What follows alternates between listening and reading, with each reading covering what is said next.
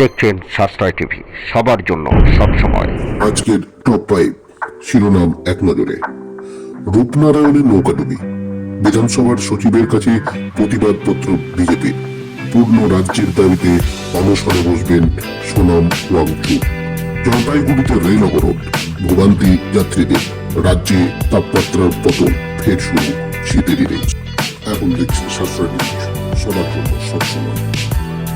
মরশুমে বনভোজন একটা আলাদা আনন্দ, আর সেই আনন্দের পাকে পড়েই নৌকাডুবি।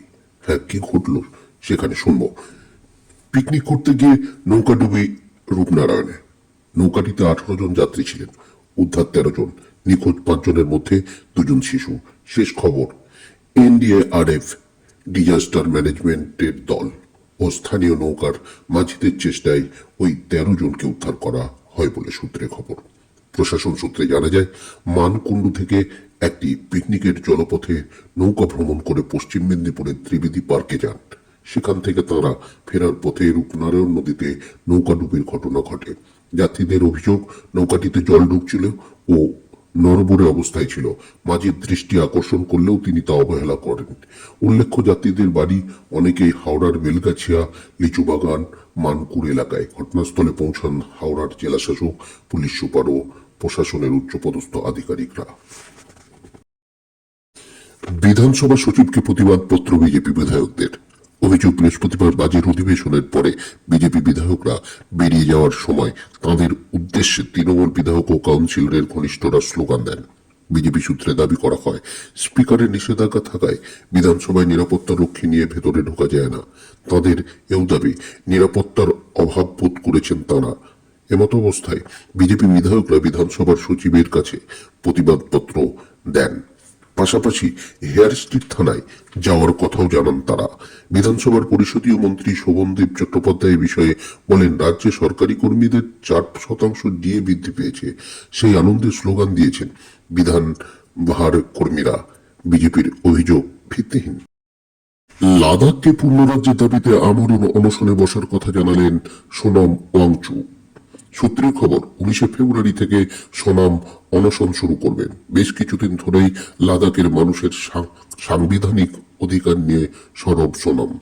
সংবিধানের 6ষ্ঠ তফসিলের আওতায় মানুষের অধিকার সুরক্ষিত করার দাবি তুলেছেন তিনি। বিগত দিনে কেন্দ্র আশ্বাস দিলেও তা পূরণ না হয় মানুষের ভেতর ক্ষোভ তৈরি হয় বলে উল্লেখ। এর আগে লাদাখের প্রকৃতি বাঁচানোর ডাকে 5 দিনের প্রতীকী অনশন করেন সোনম। 19 ফেব্রুয়ারি থেকে তিনি কেন্দ্রশাসিত লাদাখের পূর্ণ রাজ্যের দাবিতে অনশন শুরু করবেন বলে উল্লেখ। জলপাইগুড়িতে রেল অবরোধের জেরে আটকে পড়েন বহুযাত্রী। শুক্রবার সকাল থেকে রেল অবরোধ শুরু করে নাগরিক কমিটি। নন্দনপুর কিনারপাড়া হল স্টেশনে ট্রেন দাঁড় করানোর জন্যই এই আন্দোলন বলে স্থানীয়রা জানান। তাদের কথায়, ওই স্টেশনে কোনো ট্রেন দাঁড়ায় না, এতে স্থানীয় বাসিন্দাদের যাতায়াতে অসুবিধা হয়। অন্যদিকে রেলের পক্ষ থেকে আন্দোলন তুলে নেওয়ার জন্য মাইকিং করা হলেও অবরোধ অব্যাহত রাখেন অবরোধকারীরা। ফলত বিভিন্ন স্টেশনে দাঁড়িয়ে পড়ে একাধিক দূরপাল্লার ট্রেন। হলদিবাড়ি স্টেশনে দাঁড়িয়ে পড়ে বাংলাদেশ নিউ জলপাইগুড়ি মিতালি এক্সপ্রেস। আবারও তাপমাত্রার পতন রাজ্যে ফিরল শীত। কলকাতায় শুক্রবার তাপমাত্রা ছিল 15.2 ডিগ্রি সেলসিয়াস, যা স্বাভাবিকের থেকে 2 ডিগ্রি কম। কিন্তু বৃহস্পতিবার কলকাতার তাপমাত্রা ছিল 16.7 ডিগ্রি সেলসিয়াস। আলিপুর আবহাওয়া অফিস সূত্রের খবর, একইভাবে আগামী 3 দিন শীত থাকবে। তেমনি আগামী সপ্তাহের শুরু থেকে তাপমাত্রা বৃদ্ধি পেতে পারে। হাওয়া অফিস সূত্রে জানা যায়, দক্ষিণবঙ্গের জেলাগুলিতে তাপমাত্রা 14 ডিগ্রির আশেপাশে ঘোরাঘুরি করতে পারে।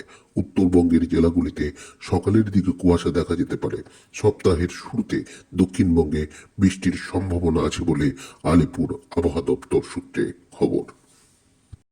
আপনারা দেখছেন সাশ্রয় নিউজ, সবার জন্য সবসময়। খবর শেষ হলো, ধন্যবাদ।